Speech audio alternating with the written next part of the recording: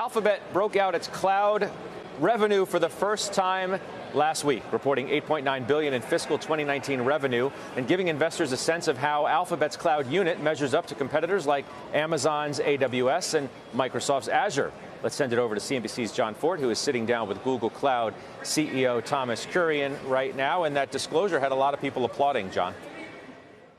It sure did, Scott. Thank you. Thomas, thanks for being with us here on CNBC. Fresh off that disclosure, and today you were at the Goldman Sachs Technology and Internet Conference as well. Thank you, John, for having me. Well, let's get right into some of those numbers. Google Cloud revenues grew by $4 billion last year, after growing by less than $2 billion the year before, I believe. Same time, AWS revenue grew at a slower rate than you, but still added $9.5 billion. So how do you catch a first mover that's moving that fast?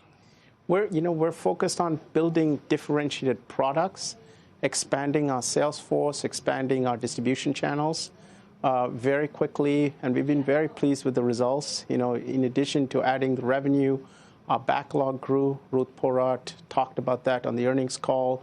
And we're seeing huge traction, not just through our direct sales force, which we've expanded, but also through our partner network. Some confusion maybe about your growth rate versus Microsoft. How do you see it? We're very confident that we're the fastest growing cloud provider. We have a mix of products in our cloud business as a whole. Ruth mentioned that our Google Cloud Platform revenue grew significantly faster than the aggregate number, and we're very confident because we're winning customers. Amazon and Microsoft disclose margins. Why don't you? Ruth, that's a question for Ruth and Sundar. I'm sure at the right time they'll think about that. But you're open to it? We're not saying we won't disclose margins. We're just getting towards that over a sequence of several months. Okay. You also, at the Goldman conference, talked about Anthos, your part of your multi-cloud and hybrid strategy, I would say. You said it's seeing strong adoption. What numbers can you give me for that? We're seeing very good traction with customers. We're seeing very strong growth in 3 segments: financial services, both in the U.S. and in Europe, because they want to work across clouds.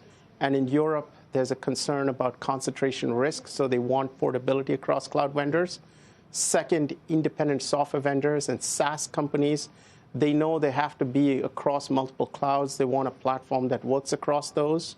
And the third, we're seeing strong growth in retail, for example, because people want to have the ability to run some workloads in their data center and some workloads in the cloud. So we're seeing good growth in all of those different segments with Anthos.